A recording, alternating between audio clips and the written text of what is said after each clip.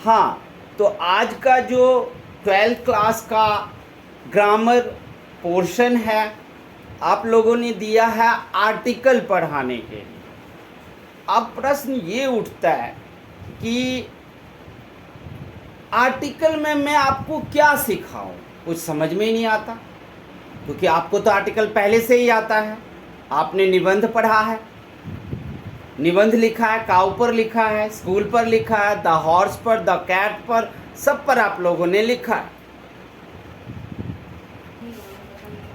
हाँ, तो मैं बता रहा था कि मैं क्या सिखाऊं आपको, क्योंकि आर्टिकल में हमने जो कुछ भी ऐसे में पढ़ा है वही पढ़ना है। बस मैं थोड़ी देर आपको बता देता हूँ क्या इसमें सिमिलैरिटी है ऐसे और आर्टिकल में, और क्या दोनों में डिफरेंस है। फिर मैं 2-4 लाइन लिख के भी दिखा दूंगा आप लोगों को। पहले ये देखो, जानो कि आर्टिकल और ऐसे में क्या फ़र्क है। बाय द वे, अगर आपने ऐसे टाइप ही लिख दिया तो भी प्रॉपर आपको मार्क्स मिल जाएंगे, लेकिन याद रहे फुल तो नहीं मिलेंगे ना। आपको फुल मार्क्स कब मिलेगा? जब आप फुल बातें लिखोगे। तो आर्टिकल की कुछ टिप्स सीखते हैं। अब जैसे कि आपको द काऊ का ऐसे सबसे पहले ज़िंदगी में लिखते हैं लोग, तो आप लिखते हो the cow is a 4-footed animal, it has 2 nose, it has 2 eyes, it has 2 ears, it has 1 nose and 2 hole in the nose, 1 mouth, etc. thing. Now when we will prepare an article on the cow, then what we will write? That's we have to learn. Now again recall, it has to dash dash dash dash organ. Now it has for article, article के लिए हम क्या करेंगे? It has nose to mouth, all the organ, and one more is horn. हमने ये नहीं it has 2 years, it has 2 noise, ये नहीं बोला। समझ गए? सबको एक ही लाइन में हमने ख़त्म कर दी। इसको बोलते हैं आर्टिकल। अब आप देखते हो जैसे मैं वीडियो बनाता हूँ, तो वीडियो बनाने के लिए पहले मैं ना आर्टिकल तैयार करता हूँ। आर्टिकल में और एक बात, आपको रेलिवेंस लिखना पड़ता है। अब कोई भी बात बोल रहे हो ना, तो अगर किसी बुक से आपने रेलिवेंस लिया है तो आपको वो उठाकर वो लिखना पड़ेगा। उसके बाद द काऊ लिखकर कोई नीचे राइटर का नाम नहीं लिखते थे। अब जब हम आर्टिकल लिखेंगे तो आर्टिकल का तो आप हेडिंग दे दोगे, टाइटल दे दोगे, और उसके बाद क्या करोगे? टाइटल देने के बाद क्या करोगे? राइटर का नाम। ये इसमें खास है। उसके बाद आप आर्टिकल लिखोगे। चलो आपको ग्रेट इंग्लिश नहीं आती, लिटरेटिव इंग्लिश नहीं आती, तो भी आपको टेंस आता है, तो काऊ और द स्कूल का जैसे ऐसे लिखते थे लिख दो। 5 मार्क्स के वेटेज हैं ये, तो 5 मार्क्स में से 3.5-4 मिल जाएंगे आपको। अब 5 के 5 चाहिए आपको, या 5 में से 4.5 चाहिए आपको। 4.5 मतलब पूरा ही मिल गया आपको, तो उतना चाहिए तो आपको फिर आर्टिकल का अंदाज तो पकड़ना पड़ेगा। तो सबसे पहले इसमें आप देख लीजिए, आपकी लोगों के बुक में भी है। पहले क्या करोगे? आप हेडिंग डालोगे, फिर राइटर्स का नेम डालोगे, फिर क्या करोगे? कंटेंट इंट्रोडक्शन दोगे। अगर कहीं से कोई भी कोहेरेंस है या रेलिवेंस है तो उनका नाम जरूर डालोगे। किसी ऑर्गेनाइजेशन से कोई ऐसा लाइन लिख रहे हो, अकॉर्डिंग टू द इसरो, मान लो कि हम सैटेलाइट पर में एक आर्टिकल तैयार कर रहे हैं, तो हम कैसे लिखेंगे? पहली बार सैटेलाइट कब शुरू हुआ, फिर ये भारत में कब शुरू हुआ, भारत में कौन सी agency, which agency administrate the space service, कौन सी एजेंसी है जो इसको एडमिनिस्ट्रेट करती है, कंडक्ट करती है। इसरो है, इसरो की स्थापना कब हुई। और जब कहोगे कि according to the satellite science we are going to moon as soon as possible, very soon, बहुत ही जल्दी हम पहुंच रहे हैं, ऐसा किसका कहना है। तो ब्रैकेट में आप डाल दोगे इसरो या नासा, ये सब चीज़ डाल दोगे तो ये हो गया आपका आर्टिकल तैयार हो रहा है। बातों को मतलब 4 लाइन की बातों को आप 1 लाइन में 2 लाइन में पूरी कर दे रहे हो और बात वही कह रहे हो। ये चीज़ आपको देखना है। हो गया आर्टिकल। और आर्टिकल में हम आपको क्या सिखा देंगे। ओके, तो आओ अब मैं कॉपी पर में आप लोगों के लिए एक आर्टिकल करूंगा और उस आर्टिकल को आप लोग देखो। हाँ, तो अब आप लोगों को मैं ना आर्टिकल लिख कर दिखाता हूँ। ये देखो एग्जाम्पल एक थोड़ा सा पढ़ लेते हैं, सुनना आप लोग। Digital India is an initiative by government of India intending to create India technologically literate and connected. Write an article in about 120 to 150 words for a magazine providing information about the initiative. You are Neha. तो नेहा भी आपको लिख कर दे दिया है। अब आपको इस क्वेश्चन में आपको ये जानना जरूरी है कि हमारा हेडिंग क्या होगा। तो हम सबसे पहले यहाँ पर में हेडिंग देंगे और हेडिंग मैंने इस बुक में यहाँ पर ढूंढ लिया है कि हेडिंग मेरे हिसाब से डिजिटल इंडिया होगा। क्या होगा? डिजिटल इंडिया होगा। तो हम यहाँ पे लिखेंगे digital India.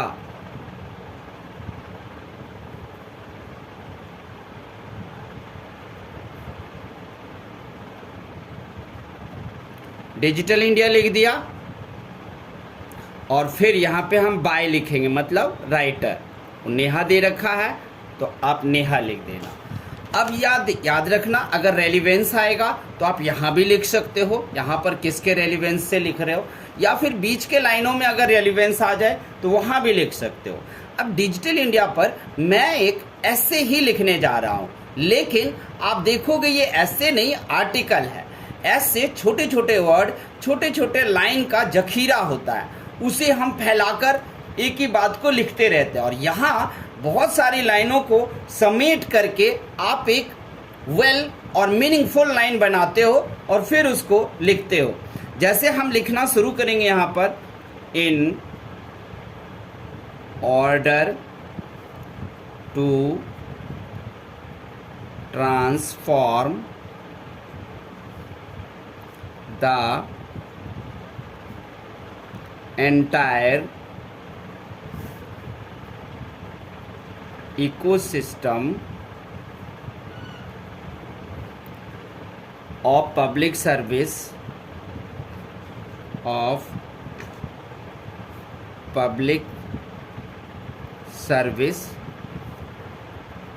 through use of information technology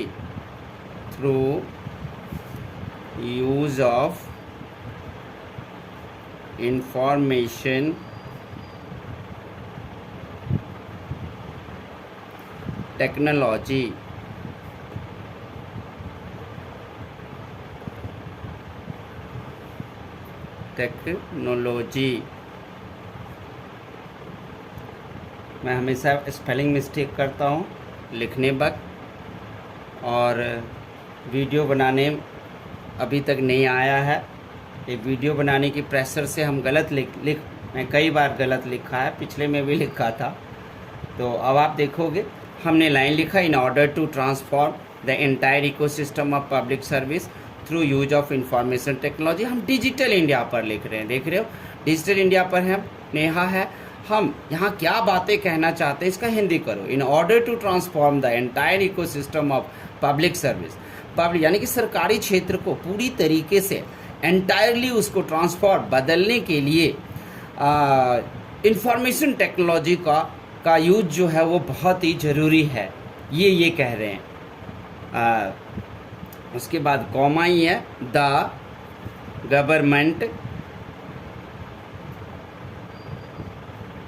Government of India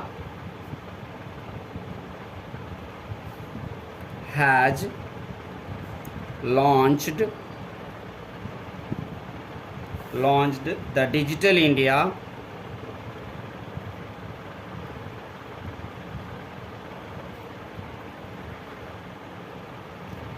India program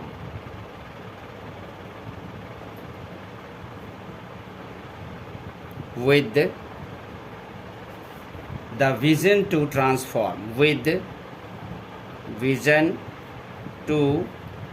transform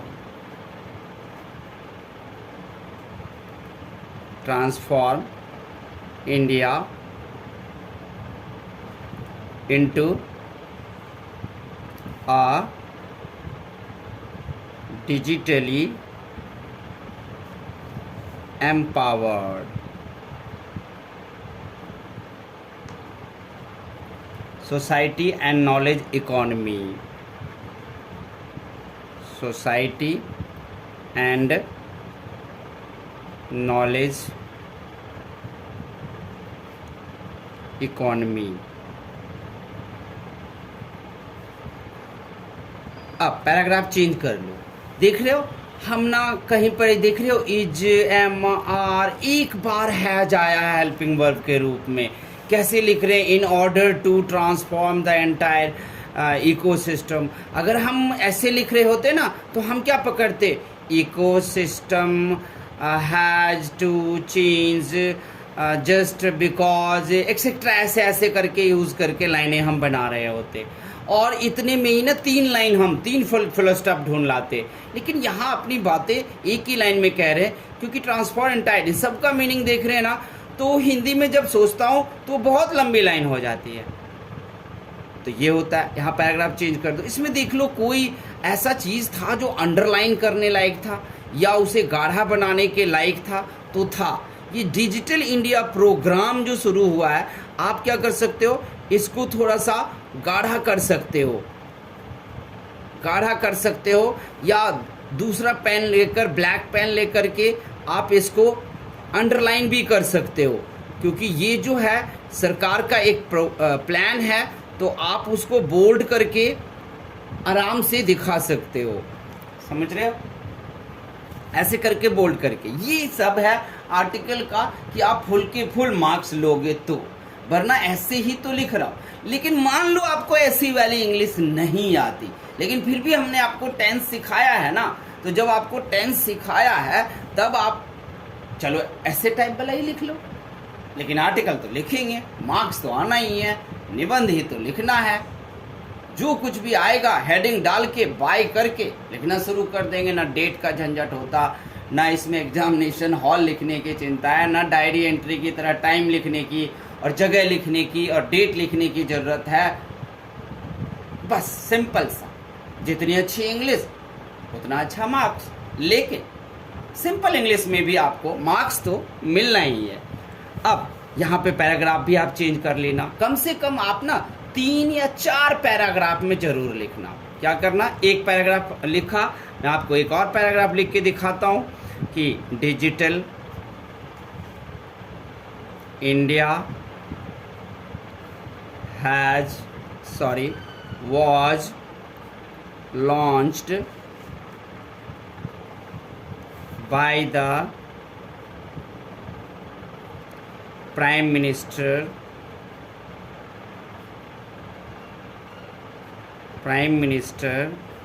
Mr. Narendra Modi of India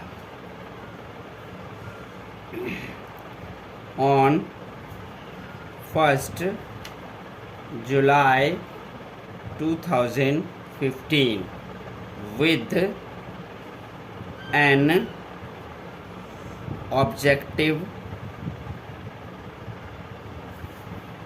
of connecting rural area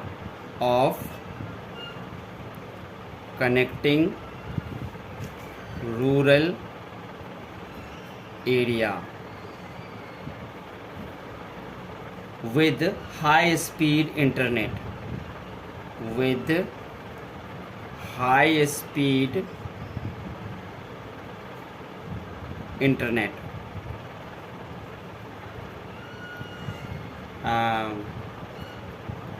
Network and improving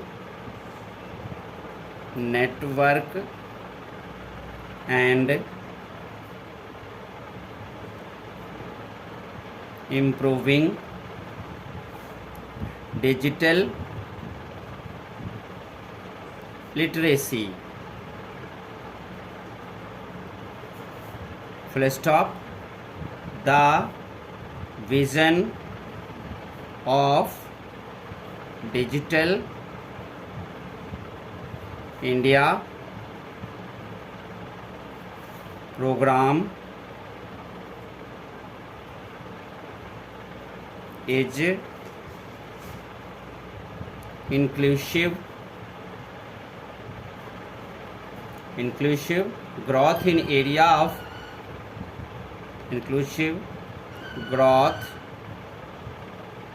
in area of electronic service. ये ब्ला ब्ला ब्ला ब्ला और आप बढ़िया से लिखो, ये पैराग्राफ पूरा हो जाएगा, फिर आप एक और पैराग्राफ लिख देना। अब मैं वीडियो बढ़ा के क्या करूं, आपको यही चीज़ मैंने दिया, देख रहे हो यहाँ पे मैंने विद जोड़ा है। विद जोड़ के क्या किया, 2-3 लाइनों को ना जोड़ लिया वहाँ पर में हमने 2-3 लाइनों की मीनिंग। हालांकि विद जो है एक प्रीपोजिशन है, लेकिन हमने इसको कंजक्शन इंटरजेक्शन की तरह यूज़ कर दिया। कहीं बट लगा दिया, टिल लगा दिया, एंड लगा दिया और लाइनों को जोड़ते गए। बार बार subject, it has 2 doors and it has 1 monkey, ये सब चीज़ें नहीं होना चाहिए। अगर लिखोगे उसमें तो भी मार्क्स मिलेगा आपको, क्योंकि आप इंग्लिश तो गलत नहीं लिख रहे हो ना, सिंपल इंग्लिश लिख रहे हो, मार्क्स तो आपको फिर भी मिलेगा। तो यही चीज़ था, आप लोगों को मैंने आज आर्टिकल सिखाया, बोल के भी सिखाया, रिटन भी सिखाया। अगर ये आप लोगों को अच्छा लगता है तो इस चैनल को